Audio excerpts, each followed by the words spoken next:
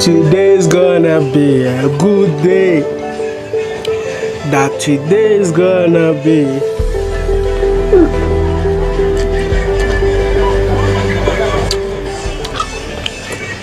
Thank you so much, man.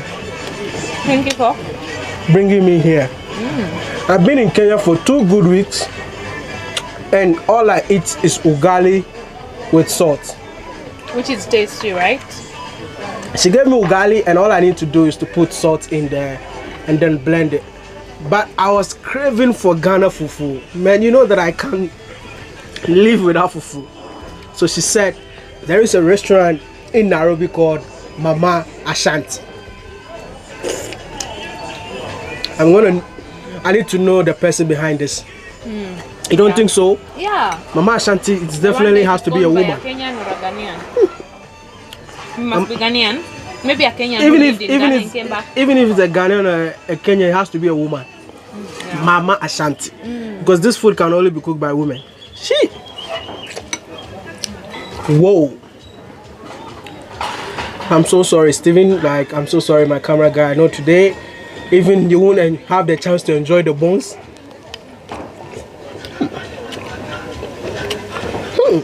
This is what is this? You don't know this? Or they don't know?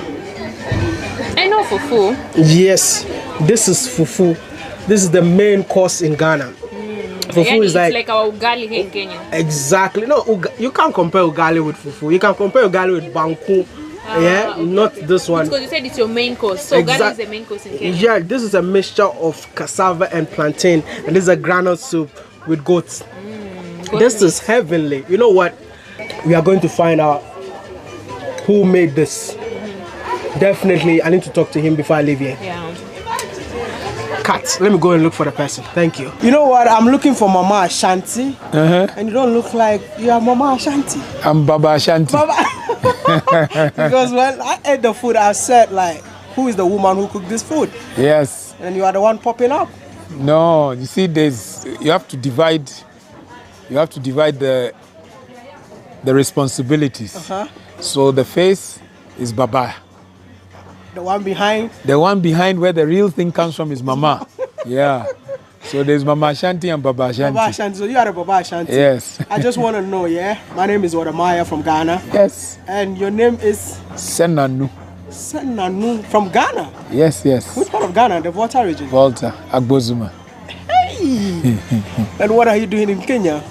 Well, I'm making sure that when people like you come, you have a hospitable place to come and have some food, to come and share fellowship with Kenyans.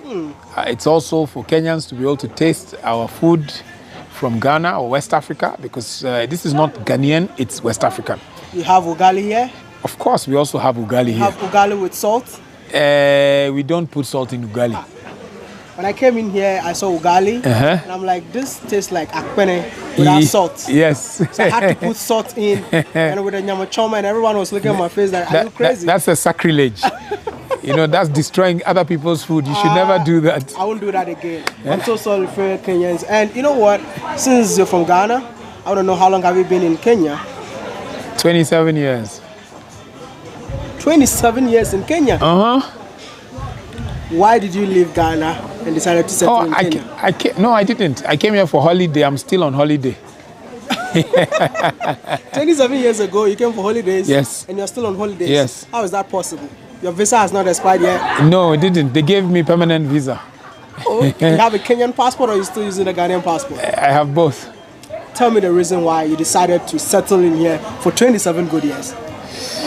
Well, various reasons. I came here, as I said, on a holiday, and I discovered that I was not, my body wasn't good with the cold, because there's a part of Kenya which is very cold, close to the mountains, and also a place called Eldoret where the runners come from. So I was meant to go to the US, to North Carolina, which would have been very cold, and my dad was a lecturer here at that time. It was like, if you can't take the cold here in Eldoret, you'll die in the US. So why don't you wait for the summer to go? So during that period, I applied for any American colleges here, so I could take some credits when I'm going in the summer. And then I got into the American university called USIU. And I did my first term.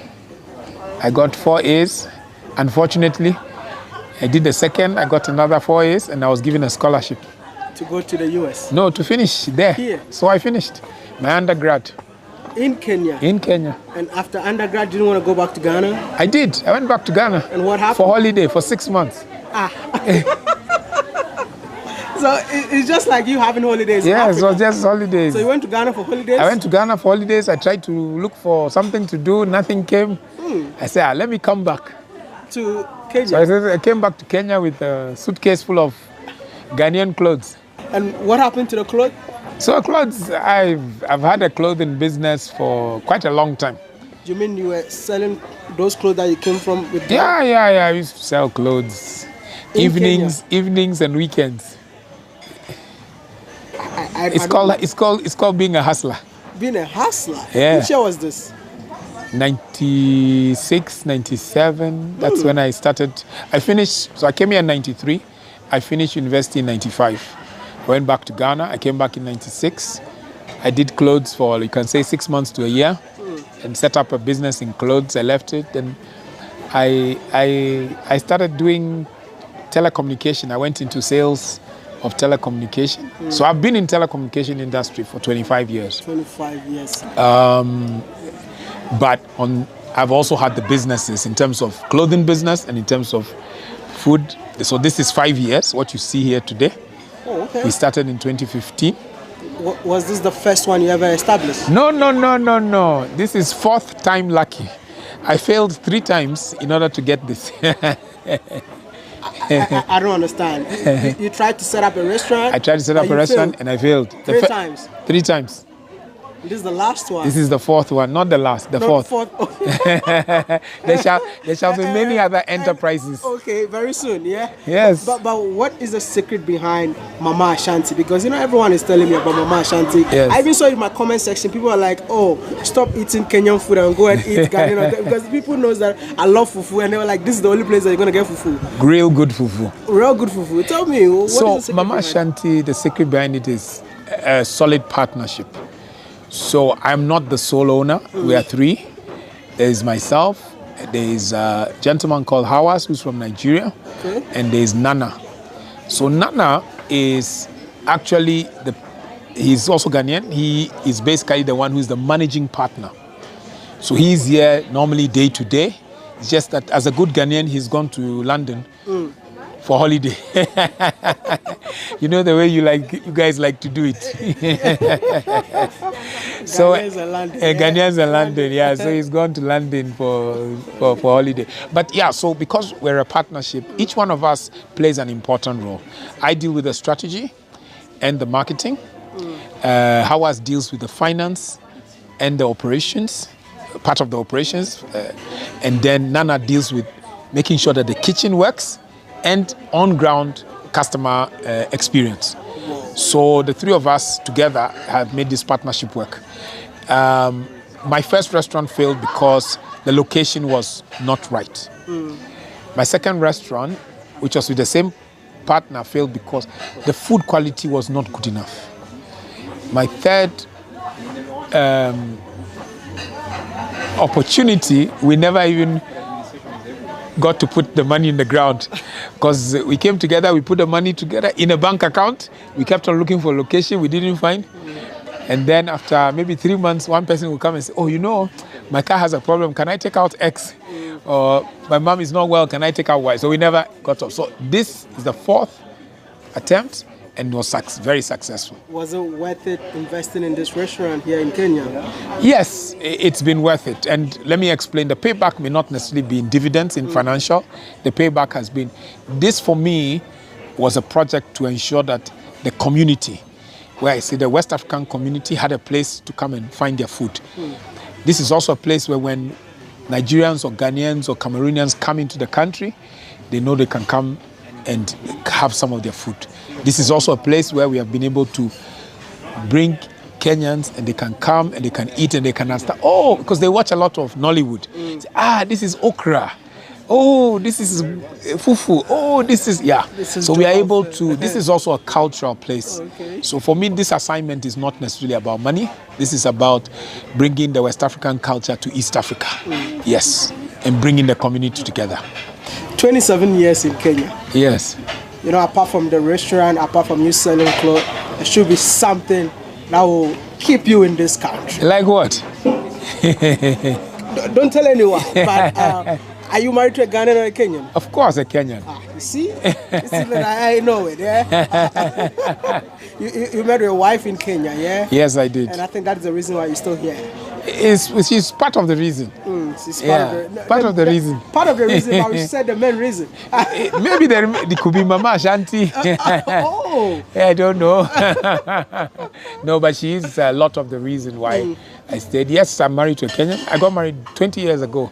Whoa. So I think that made me settle very fast. We have 2 kids, 13 and 12. And yeah. You know what? I'm so happy to see a Ghanaian investing in Kenya, which means that it's time for Africans to invest in their own continent. 100%. Oh, okay. You say 100%. 100%. I shouldn't even continue my question. You're preaching to the preacher. So let us know. There are so many Africans watching us right now. Yes. Instead of them investing out of the continent, do you think it's advisable for us to invest in our own continent? No, I don't think it's advisable. I know it's advisable. If Africa is to grow, we had the first generation who were what we call Pan-Africanists. And what they did was to work on the political independence of Africa. Now, in the second generation, we are what we call Afro-optimists and Afro-catalysts. To be an Afro-optimist is to be optimistic in Africa. Why would you take your money out of Africa when you're optimistic? But to be an Afro-catalyst, which is what I believe in, is to invest. I would rather invest in Uganda, invest in Zimbabwe, invest in Sierra Leone, than take my money to Europe. Why? I won't. First of all, if it's a pure interest, the rates that I'll get on the continent are better. We understand the risks of the continent. We understand the people of the continent. If you think about it, the lines which have been drawn for African countries were drawn by somebody who was drinking something very cheap, like worse than palm wine. People don't understand the lines that you're talking about. What lines are you talking about? The geographical lines, or rather the political lines which are drawn for the countries. Somebody just took a ruler and drew Ghana and Togo is this, Benin and Nigeria is... No. If you think about it, the people, they share culture. So yes, 100% I agree that we need to invest in Africa as Africans. We need to understand that if you are born in Kenya, Uganda, Tanzania, the region, minimum, is part of your stomping ground. You should feel free to move across and do what you need to. And you should feel free, more importantly, on the whole continent, because it's ours. And once we're doing even Africa free trade, the only way free trade will happen is by me knowing you. Let's assume I'm from Uganda, you're from Kenya, she's from Zimbabwe, and we come together and we do business together. We know each other, we travel, we see. Because if you don't travel and see, you're also uncomfortable. You might think... because I think people don't understand what is going on in different African countries because we as Africans don't know each other. No, we know London, we know Paris, we know Dubai, but we do not know Zimbabwe. You know, we do not know Sierra Leone. So we have to travel more, we have to meet more people, and we have to invest more. If you had a chance to change something in Africa, what would it be? The mentality of our political elite, the mentality of our teachers. Our teachers need to teach the youth to come out to be entrepreneurs, job creators. That's number one. The problem of Africa youth is not going to be solved by civil multinationals or civil service jobs in the public sector. It's going to be solved through entrepreneurship. It's going to be solved with people opening their minds, taking their skills to neighboring countries. It's also going to be solved if we change our mentality towards agribusiness. We have to till the land ourselves. We have to go back to our roots, farming, and till the land ourselves. Whoa, I feel like I need to talk to you more because you have a lot to share, even more than your restaurant. Oh my goodness, yeah. But tell us where to find you whenever we come to Kenya. You can find Baba Ashanti at Mama Ashanti. Which part of Kenya? Which part of Kenya? Yeah, which part of Nairobi. Yeah, in which part of Nairobi? Lavington. Hey, I heard Lavington is for rich people, man. I think you're one of them. Me, I don't know about rich people. I know about people who are working hard to build economies of Africa. Yeah, I just wanted to thank you so much for talking to me. Thank you. Your time. Thank you.